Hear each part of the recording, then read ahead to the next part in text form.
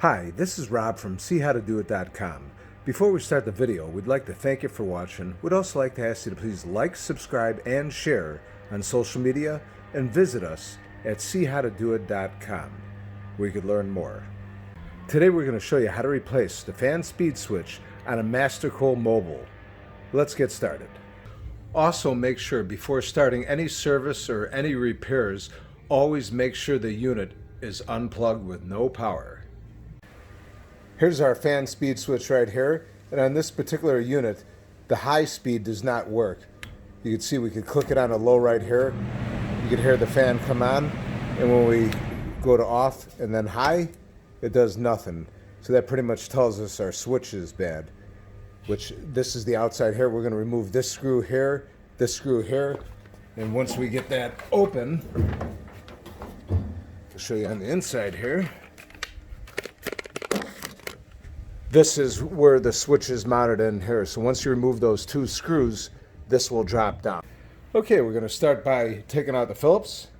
And we're going to also hold the housing on the inside so it doesn't drop down and fall.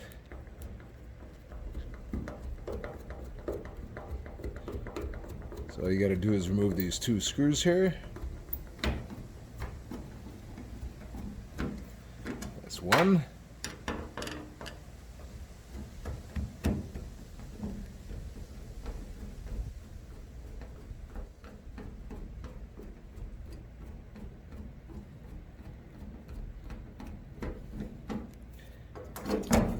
That's two there.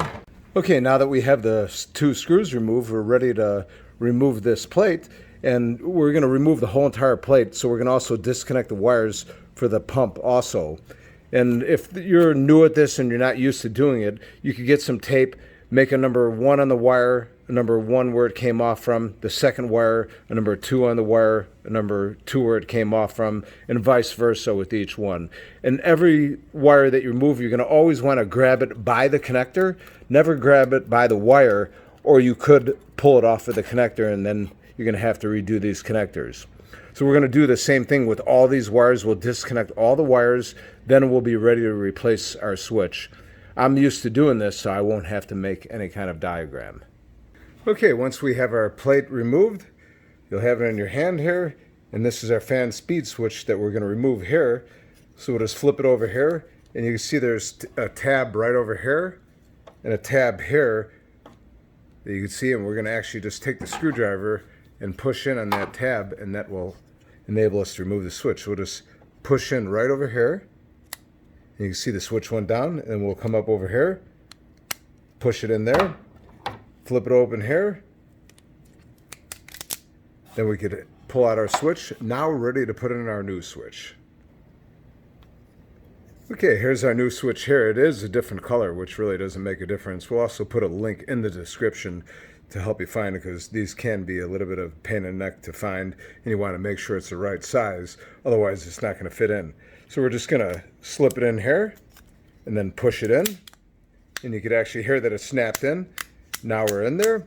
Now we're ready to go back and reinstall it. And hopefully you made a diagram of how you took out the wires, or you took a picture of it. And if you didn't do any of that, you could always Google the model number, and there will be wiring diagrams on this on how to rewire it back up. So let's get started by putting it back in. If you do happen to forget where some of the wires go and you didn't label it, not a problem. You can look right over here. This is where your pump is coming in. Just follow the wires from the other side, and here's our wire for the pump. So when we go ahead and reinstall it, as you can see, this is for our pump right over here. So we're going to go ahead and take that wire right over here, and we'll connect it right here, because the power wire is going to go right over here. And both of these are the power wires. You can see them right over here. So we're going to go ahead and connect that for our pump. Might be a little bit hard to see in the video because this is definitely really tight. Okay, there. It was slipped in there. So now we do have our pump wires reinstalled. And your red is going to be always your high speed, which here's your red right over here. And you look right over here, this is our high. So we're going to want to put the red wire at the top right here. So we'll go ahead and grab our red wire. And our red wire is connected. It's getting a little bit hard to see because the wiring is tight. And now we're going to go ahead and connect the power, which is this wire right here. This is our power, which is going to go in the middle.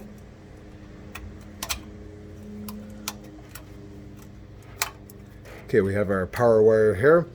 And this will be for our low speed right over here. And like I said, you could always trace the wires where they come from. And this is our right over here for our motor. So this is our last wire we need to connect. So we're going to go ahead and connect it right here, which is definitely hard to see. All right, so now all of our wires are connected back. So we could go ahead and test this right now. So we're going to go ahead and plug the unit back in.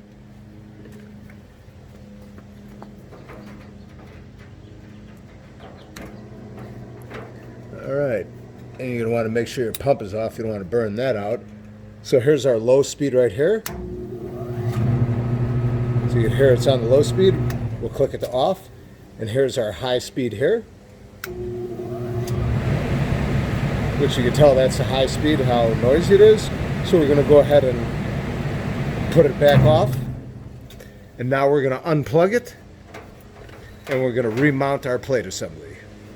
All right, ready to go put them back in.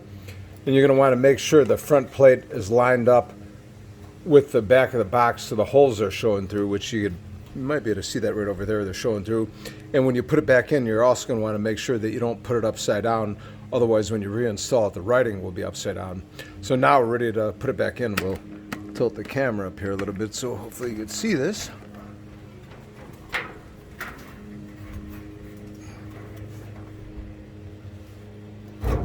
Okay. Okay, so you can see we had the box installed there. Now we're ready to do the front half. All right, now we're able to do the front half here.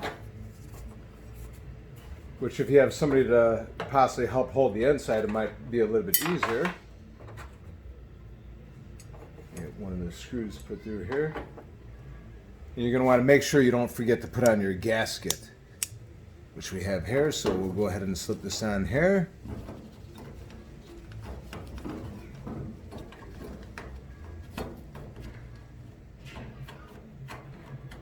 That's one screw lined up there. Now we'll go ahead and get the other screw in.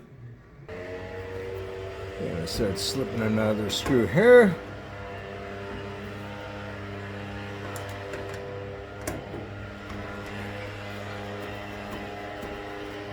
Now that we have it started, we'll go ahead and tighten them both back down. All right, that's pretty much about it. It's that simple. Just make sure you make a diagram or take a picture of it so you don't forget where the wires go. And if you do happen to forget where they go, you could always Google the model number. There should be schematics there. Once again, we'd like to thank you for watching. Please like, subscribe, and share on social media. And visit us at seehowtodoit.com. Thank you.